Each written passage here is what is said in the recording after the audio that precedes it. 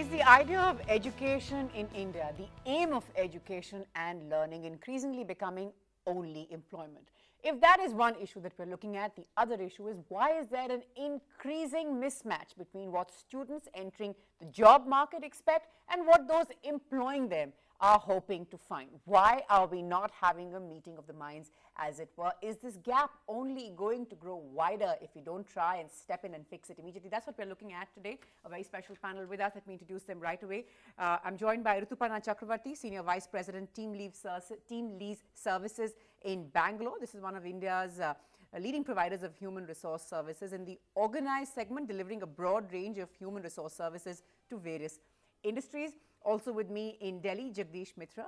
He is Chief Strategy and Marketing Officer at Tech Mahindra, and Vivek Madhukar, Chief Operating Officer at timesjob.com. Thanks all so much for taking our time to speak to us today. Vivek Madhukar, if I could first ask you, increasingly we have students who come to us and say, I've got all these degrees, I'm going to get into MBA. Most of them do seem to have MBAs or aspiring to it. And I thought I was going to start with I had a certain image of my first job and what it was going to be. And now when I put myself out there, nothing is meeting my expectation. Why is this happening? And suddenly, to our knowledge, it seems to be happening a lot more and across sectors. Right. What do you believe is the reason for this? Two parts in this. One is the expectation that a person has when he actually joins a job is the first time that he has that, he has a reality touch on it, which itself is a problem. If in his 2 years of MBA or in his 3 years of graduation, if he had greater interaction with the industry, he would probably know what he would, he should expect. The other is, the inputs that have gone in the, the 5 years of education post school. Are they matching up to what the industry expects? So here a person goes in thinking he's, a gift to mankind. Right. And the company feels that this guy doesn't know ABCD. Right. So basic communication skills, etiquettes, or the basic thing of working in an office, those are things, some part could be imparted, Right. and some part is what a person would bring himself up to page. Sure. I think these two are the large gap areas, and basically in the 5 years of education, if you're not getting any exposure to what is going to be the real world, you will always face a challenge when you finally reach there. Right. Jagdish Mitra, there is obviously a disconnect. Now, coming in from corporate view, from someone who sort of knows how it works from the employer end of it and sort of is involved in the larger space, do you believe that we're doing anything to sort of stop operating in silos, the corporate sector or, employers working with what they believe, the kind of people they should hire, and all these youngsters who are sort of getting all ready and with these big dreams wanting to change the world in their eyes? And why can't we have a better integration? What's missing? Well, let me answer the first part. I think the positive part is that I see a lot of universities, colleges, some not that well branded, but aspiring to be well branded, taking that effort to see how do they connect with the industry. So we, for example, in Tech Mahindra have similar associations with people, both in engineering schools here in India and abroad, as well as business schools. If I could just interrupt you, Jagdish Mitra, sir, do you believe then the onus is largely on the corporates, is largely on the employers to sort of get them up to scratch? Like they should be prepared that there's going to be effort that they're going to need to put in. Don't expect a ready package is going to come and be a perfect fit to the organization. Or does it sort of depend? I mean, how does one see this? Well, I think the onus lies on both sides. So if I constantly see that an A college is where I can go and make sure my training requirements and the cost of training that I'm putting together and the readiness of the person to be able to be, effectively used by the corporation, then I would go there. And if I would go and see a company where, or a corporation or a university where I'm picking up people and I have to go through this whole period of training them, and they could be all brilliant people, but the time it takes. So that's what I was trying to make a point, that there are colleges who are making that effort, engaging us way ahead into their curriculum. Early on, right. Time is of the essence. By the time they get out there, you have to have them ready. Right. Rituparna, as somebody who is involved so closely with human resources, there are lots of people who sort of, say that after a point, a couple of months down the line, or maybe a couple of years, they tend to get frustrated. Again, there is a mismatch between the skills that they believe they have and skills that jobs require. What does one do? What do HR managers do in those situations? What do corporates do? What do companies and employers do in those situations to try and get the best out of the people that you have at hand? Sure. I'm going to step a little back and start from where you started the conversation as to what really is the problem. Our 14 years, experientially, we have learned there are three problems. One is about matching. How do I get the right person in front of the right job? And we thought we fixed it. We've got so many kids out there who don't have jobs. And we've identified employers who are looking for them. But however, very soon in our journey in Team Leads, we realized that's not enough because out of 8,000 open positions monthly, we can fill only 3,000 of them. So I think we soon realized that there's something else going on. And what's going on is there is a huge skill deficit which exists, is an unemployability challenge. So we said, okay, let's solve that by repairing them. So let's put them through a last mile intervention, and I think we'll be able to solve that problem. I think we invested in a series of network of training institutes. Let's manufacture our own people.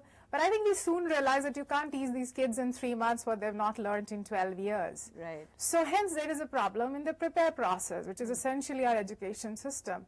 Because the National Occupation Code data is very clear on that. I mean, our education system is actually every year doling out kids with knowledge. So 90% of our kids who are coming out have knowledge. However, 90% of the jobs out there require skills and zero knowledge. That's really is at the heart of the problem. Our education system, how it's geared up to, do we actually need to go back to school and then engage better with industry starting then, and then, have some idea what the student wants to do? Increasingly, like I said, we've got students writing in to say, for instance, I want to do an MBA, not because I believe that, I have skills, or because it's going to get me the best job. I need an MBA to succeed in India. So we've now we've sort of created this bubble, if I may call it that, where if you believe you have an MBA, it's a ticket to success. But that's not the truth, is it? I mean, unless if you're doing an MBA, and given the vast number of Indian students who are, then either you've got to be very, very good, and I guess it would really help if you went to one of the top institutions.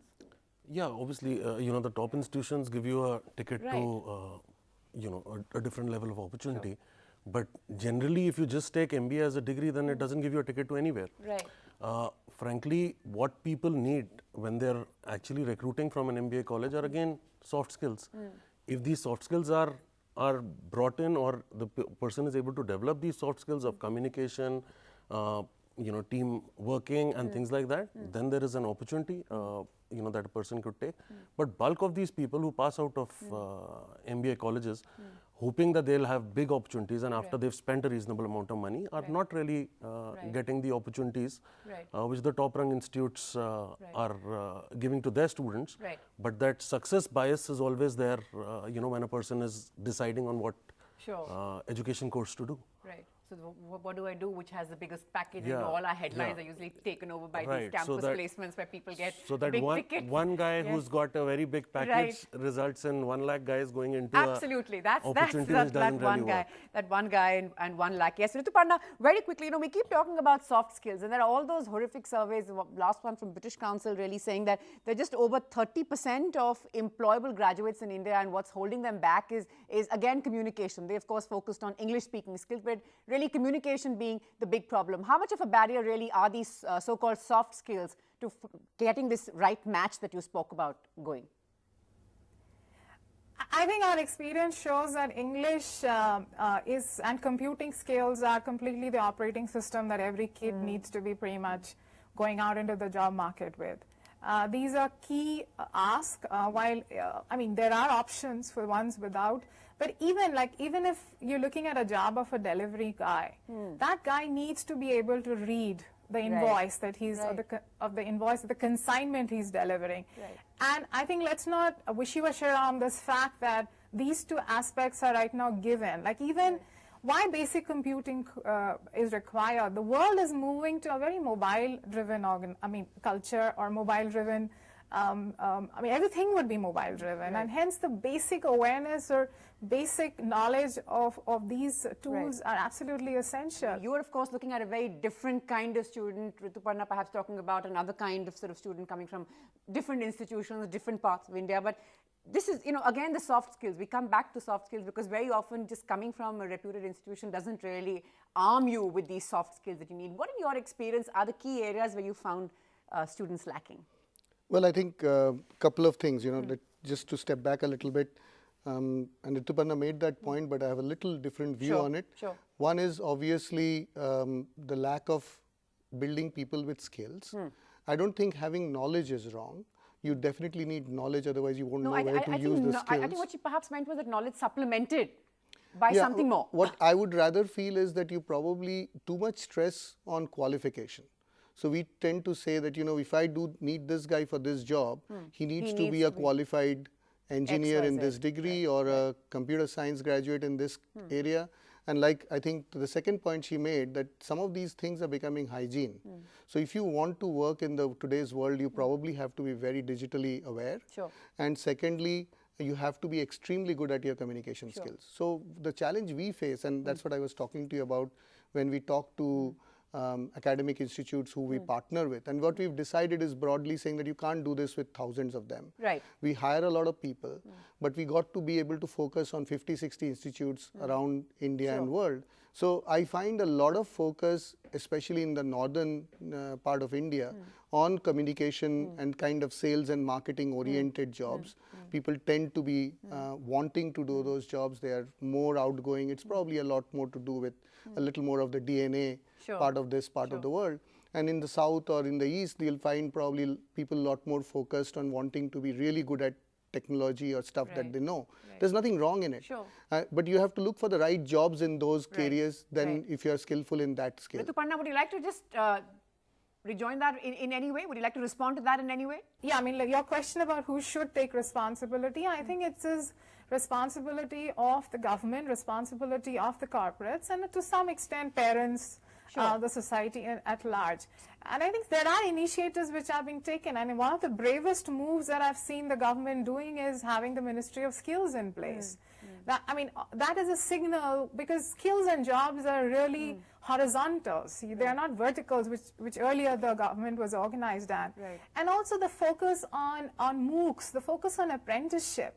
Now, one of the ways that we can actually make use of the talent which is there, or the graduates or the undergraduates, is that they come with some basic awareness. Why don't we just spread them across all our corporates in this country? If every corporate takes 50 apprenticeship training, you will see the trend changing.